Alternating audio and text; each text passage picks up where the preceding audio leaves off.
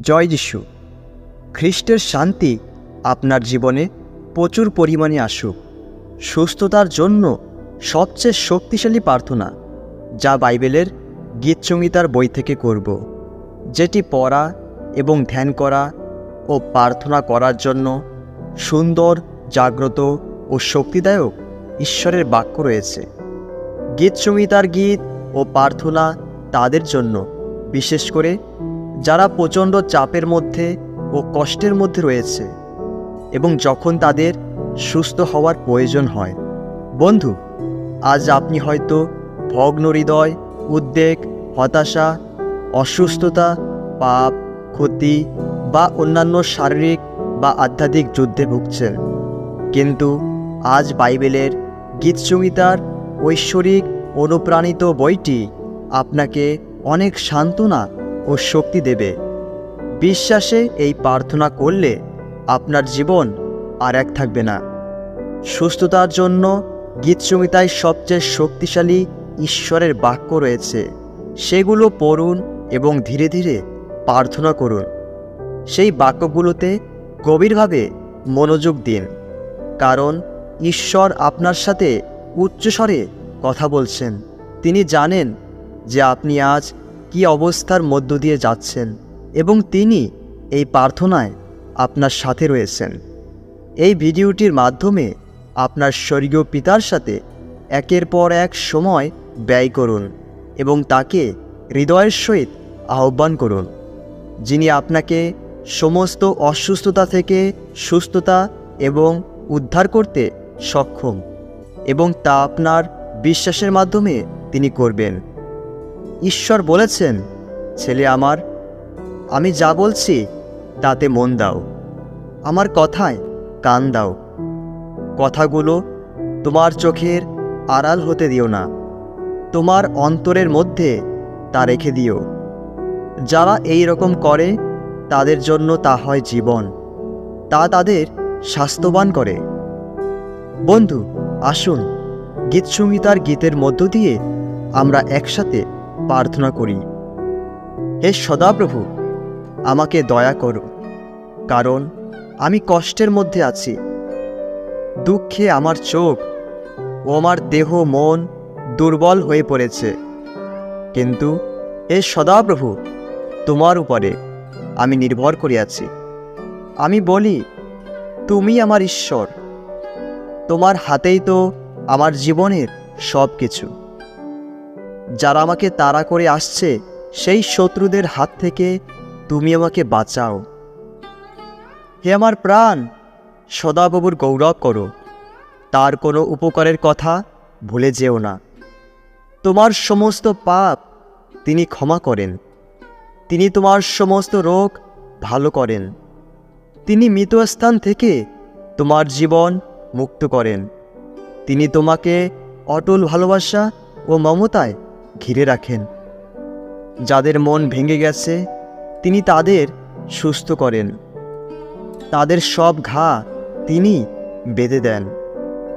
হে সদাপ্রভু, তুমি আমার প্রতি দয়া করো, কারণ আমি দুর্বল।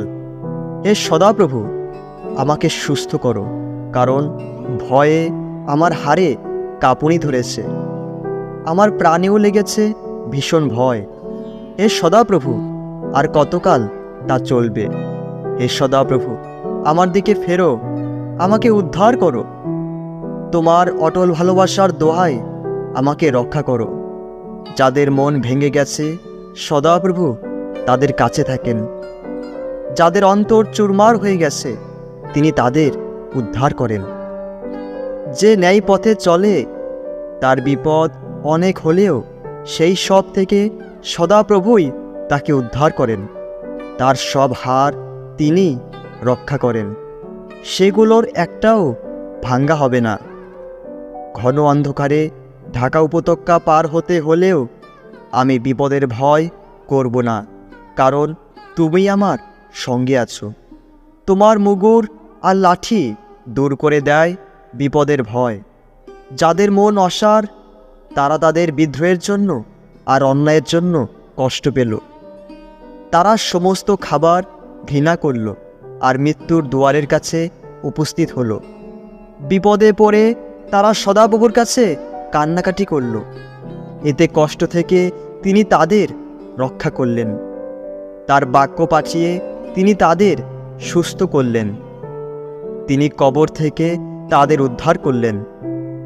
আমি সকলের সামনে সদাপ্রভুর অনেক ধন্যবাদ করব আর অনেক লোকের মধ্যে তার প্রশংসা করব, কারণ তিনি অভাবীর পাশে থাকেন, যেন অন্যায় বিচারের রায় থেকে তার প্রাণ রক্ষা করতে পারেন। আমার দেহ ও মন ক্ষয় হয়ে যেতে পারে, কিন্তু ঈশ্বরই আমার অন্তরের শক্তি আর আমার চিরকালের সম্পত্তির ভাগ। তোমার অটল ভালোবাসা পেয়েছি বলে আমি আনন্দ করব, খুশি হব, কারণ তুমি তো আমার দুঃখ দেখেছ আর আমার কষ্টের কথা জানো। তুমি শত্রুদের হাতে আমাকে আটকে রাখোনি, বরং একটা খোলা জায়গায় আমাকে দাঁড় করিয়েছ। হে ঈশ্বর, আমার কান্না শোনো, আমার প্রার্থনায় কান দাও। আমি যখনই হতাশায় ভেঙে পড়ব, তখন পৃথিবীর শেষ সীমায় থাকলেও সেখান থেকে আমি তোমাকে ডাকব।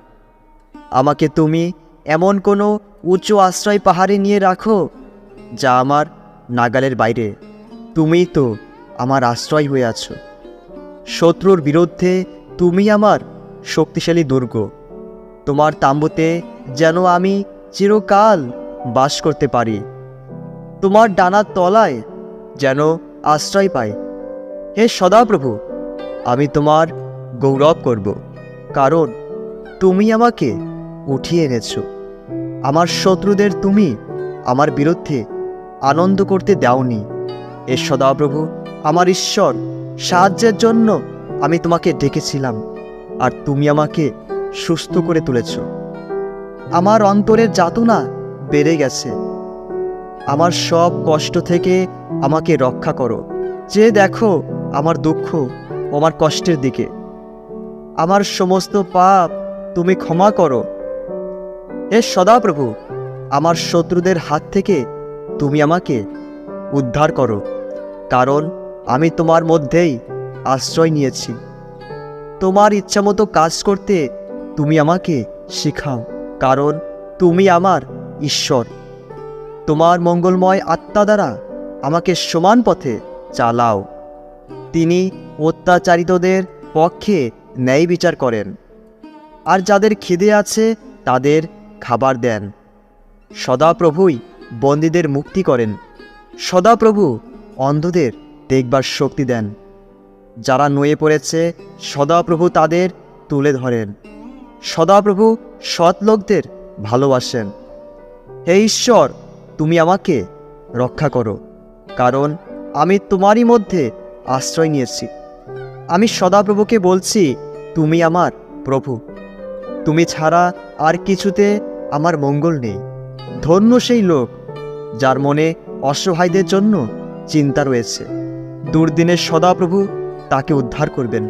সদাপ্রভু তাকে রক্ষা করবেন ও বাঁচিয়ে রাখবেন। দেশে সে সুখী হবে। তার শত্রুদের হাতে তিনি তাকে তুলে দেবেন না। সে অসুস্থ হয়ে যখন বিছানায় পড়বে, তখন সদাপ্রভু তাকে সান্ত্বনা দেবেন। রোগীর বিছানা থেকে তিনি তাকে তুলে আনবেন। আমি বললাম, হে সদাপ্রভু, আমি তোমার বিরুদ্ধে পাপ করেছি, আমাকে দয়া করো, আমাকে সুস্থ করো। আমি বিপদে পড়ে সদাপ্রভুকে ডাকলাম। তিনি আমার ডাকে সাড়া দিয়ে একটা খোলা জায়গায় আমাকে বের করে আনলেন। সদাপ্রভু আমার পক্ষে আছেন। আমি ভয় করব না। মানুষ আমার কি করতে পারে? সদাপ্রভু দেওয়া মঙ্গল আমি জীবিতদের মধ্যেই দেখতে পাব। এ কথা যদি আমি বিশ্বাস না করতাম, তবে আমার কি হতো?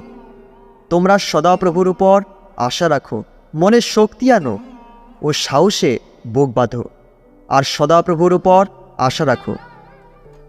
বন্ধু, সুস্থতার জন্য গীত সংহিতার এই সবচেয়ে শক্তিশালী গীতকে প্রার্থনার সাথে ধ্যান করা আপনার আত্মায় একটি ঐশ্বরিক আলো এবং শান্তি আনবে।